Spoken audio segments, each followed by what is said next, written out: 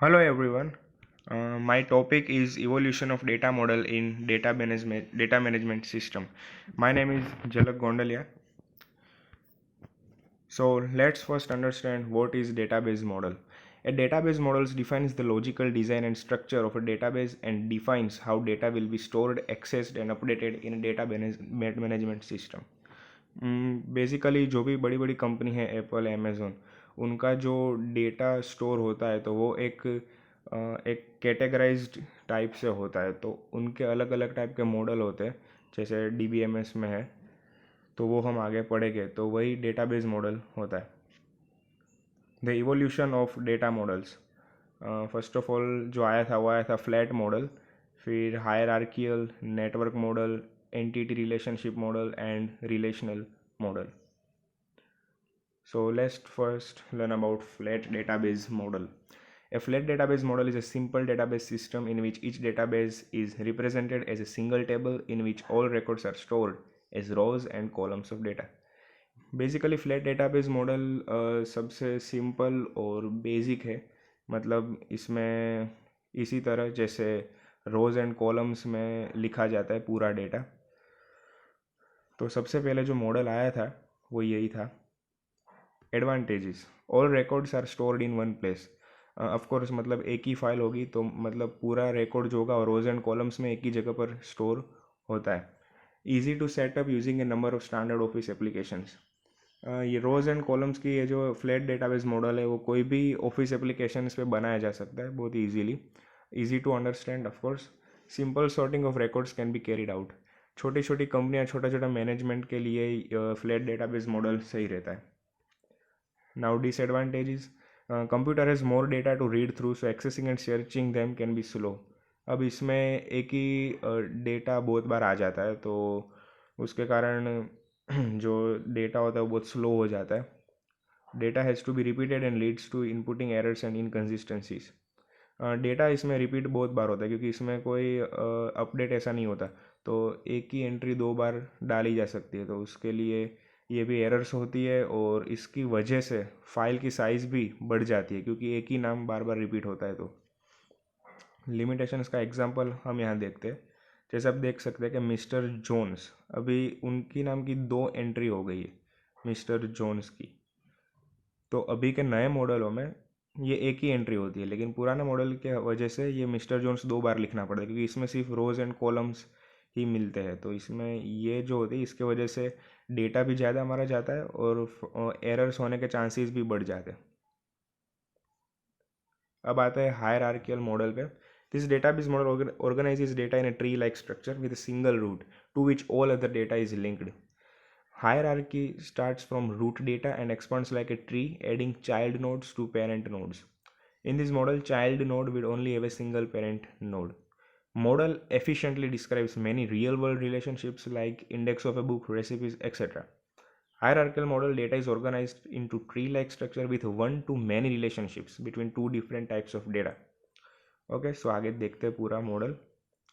तो ये है हायरार्कियल मॉडल, इस तरह का दिखता है। तो यहाँ जो कॉलेज है वो हमारा है रूट, और वहाँ से नीचे जो डिपार्टमेंट और इंफ्रास्ट्रक्चर है वो है हमारे पेरेंट नोड्स। अब जो पेरेंट नोड्स डिपार्टमेंट है और इंफ्रास्ट्रक्चर दोनों ही पेरेंट नोड्स है, लेकिन वो एक दूसरे के सिबलिंग नोड्स कहे जा सकते हैं। तो डिपार्टमेंट हमारा पेरेंट नोड है और उसके नीचे जो तीन है कोर्स, टीचर्स, स्टूडेंट्स और थियरी लैब्स, वो उसके हो जाते हैं चाइल्ड नोड्स। तो सबसे पहले आता है रूट, फिर रूट के पेरेंट नोड्स, फिर उसके बाद चाइल्ड नोड्स। तो ऐसे पूरा मॉडल होता है। Advantages, structured independence is promoted. अभी इसमें पूरा स्ट्रक्चर से पूरा बनाया जाता है ये पूरा डेटाबेस मैनेजमेंट सिस्टम। तो इसमें पूरा स्ट्रक्चर से ही होता है। ईजियर डेटाबेस डिज़ाइन, ऑफकोर्स मतलब स्ट्रक्चर से करेंगे तो डिज़ाइन तो ईजी होगा। Tabular view improve simplicity, of course ये टेब्यूलर व्यू के कारण सिंप्लिसिटी भी मिलती है हमें, और इसके अंदर लार्ज अमाउंट्स ऑफ डेटा भी सपोर्ट होता है और डेटा इंडिपेंडेंस भी रहेगा क्योंकि अलग अलग कॉलम्स है, तो अलग अलग पेरेंट नोड्स, चाइल्ड नोड्स की वजह से डेटा का भी इंडिपेंडेंस रहता है। डिसएडवांटेजेस, वन पेरेंट पर चाइल्ड। अब इसमें क्या होता है कि एक पेरेंट तो है तो उसके एक चाइल्ड है तो उसका पेरेंट एक ही होगा, कोई दो पेरेंट नहीं हो सकते एक चाइल्ड के। ये इसकी डिसएडवांटेज है। Complex, users require physical representation of database. अगर इसको समझ ना हो तो ये कॉम्प्लेक्स बहुत होता है, क्योंकि कभी कभी बहुत बड़ा जो ट्री लाइक स्ट्रक्चर बनता है तो समझने में बहुत देर लगती है। Navigation system is complex of course, क्योंकि बड़ा होगा जितना बड़ा ट्री, तो नेविगेशन से समझने में भी बहुत हमें एरर्स और वो सब हो सकते हैं। Data must be organized in hierarchical way without compromising the information. कभी कभी चाइल्ड नोड पेरेंट नोड में इंफॉर्मेशन एक ही जैसी हो जाती है, तो उसका भी वो एरर रहती है उसमें। Lack of structural independence, structural का इंडिपेंडेंस नहीं मिलता पेरेंट नोड चाइल्ड नोड की वजह से। अब आते हैं नेटवर्क मॉडल पे। This is an extension of hierarchical model. In this model data is organized more like a graph and are allowed to have more than one parent node. In this database, model data is more related as more relationships are established in the database model. इसमें many to many relationship support करती है, आगे हम देखेंगे। Also as the data is more related, hence accessing data is also easier and fast. Data model was use to many data relationships. अब आगे इसका model देखते हैं हम। तो ये है नेटवर्क मॉडल। अब इसमें आप देख सकते हैं कि ए जो है वो हमारा रूट है, लेकिन उसके बाद B1 B2 जो है वो पेरेंट नोड्स है, लेकिन पेरेंट नोड्स के नीचे जो चाइल्ड नोड्स है तो ये मैनी टू मैनी रिलेशनशिप्स हैं, वन टू मैनी नहीं है।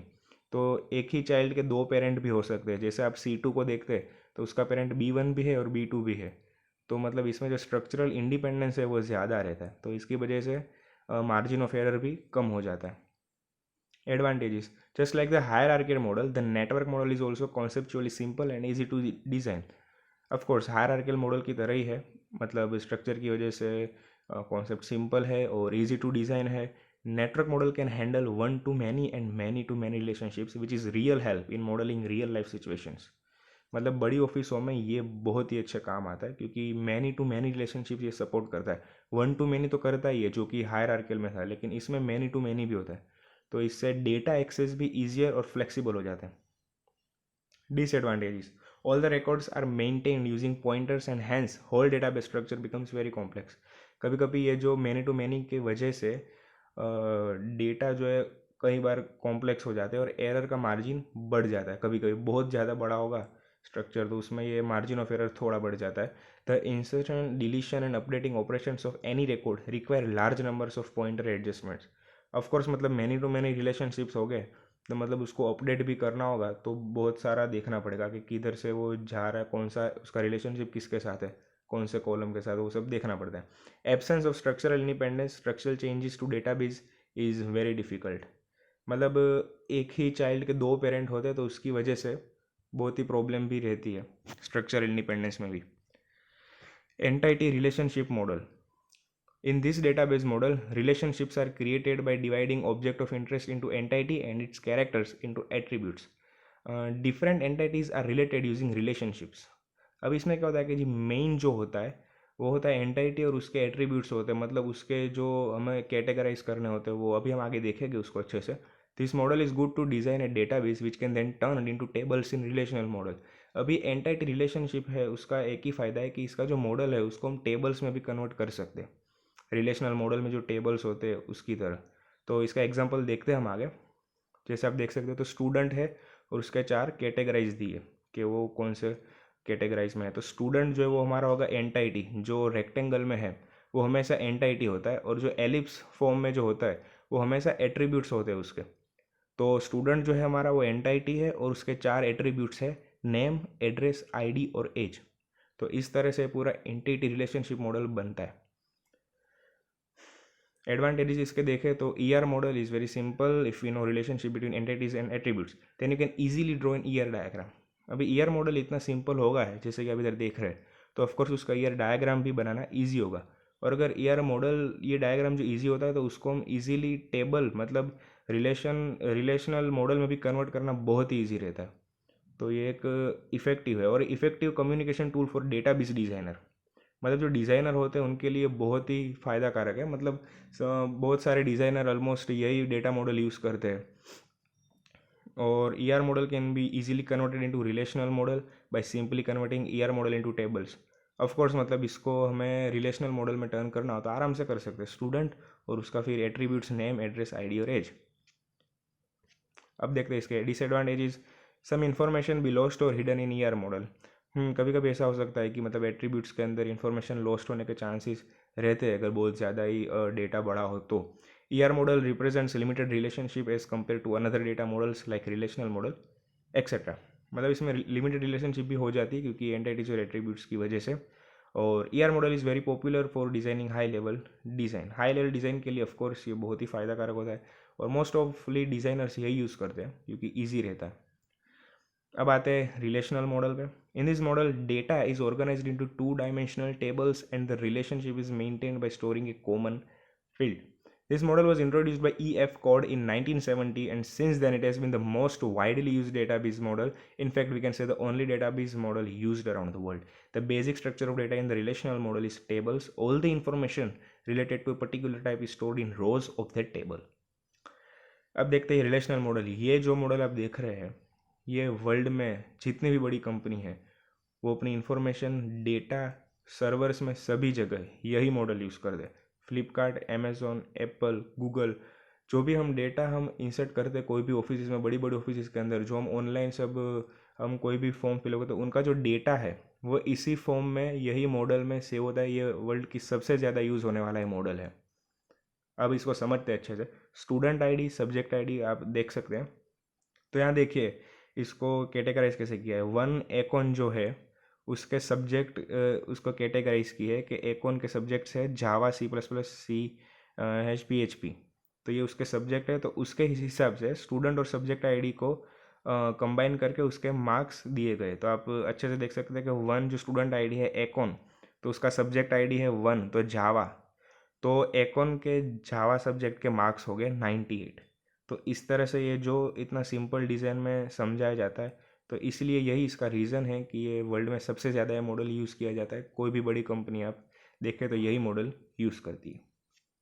इसके एडवांटेजेस देखते हैं। Relational data network model in DBMS is simpler than the hierarchical and network model. Of course मतलब टेबल्स इसी तरह हो गए इतने ईजिली तो सबसे ईजियर मॉडल तो यही गिना जाएगा सभी मॉडलों में से। Relational database is only concerned with data and not with a structure. This can improve performance of the model. मतलब ये ज़्यादा स्ट्रक्चर पे ध्यान नहीं देते, डेटा पे ध्यान देते हैं। हमने हायरार्किकल नेटवर्क में देखा तो वो लोग स्ट्रक्चरल इंडिपेंडेंस वो सब में ध्यान देते हैं, लेकिन इसका फोकस हमेशा डेटा पे ही रहता है। तो मतलब इसलिए ईजी है और सबसे ज़्यादा दुनिया में ये इसलिए ही ये मॉडल यूज़ होता है। Relational model in DBMS is easy as tables consisting of rows and columns are quite natural and simple to understand. Of course मतलब इसी तरह से rows and columns दिए हैं तो समझने में बहुत ही simple होते हैं। और regarding a number of records or rows and number of fields, a database should be enlarged to enhance its usability.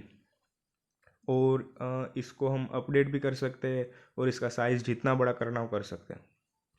Disadvantages. Relational database can sometimes become complex as amount of data grows and relations between pieces of data become more complicated. अभी जैसे कि हमने वो model में देखा तो अगर वो डेटा बहुत ही बड़ा होगा तो मतलब उसमें कॉम्प्लेक्सिटी ऑफ कोर्स आएगी, मार्जिन ऑफ एरर्स बढ़ जाएंगे, थोड़ा कन्फ्यूजन भी बढ़ जाता है। तो यही ये दोनों पॉइंट में समझाया जाता है और इसके लिए कभी कभी डेटाबेस आइसोलेट भी हो जाते हैं। बड़ा बड़ा डेटा होगा तो उसमें मार्जिन ऑफ एरर वो बढ़ भी जाता है। तो इसलिए ये इसका एक ही डिसएडवांटेज है ये। Thank you.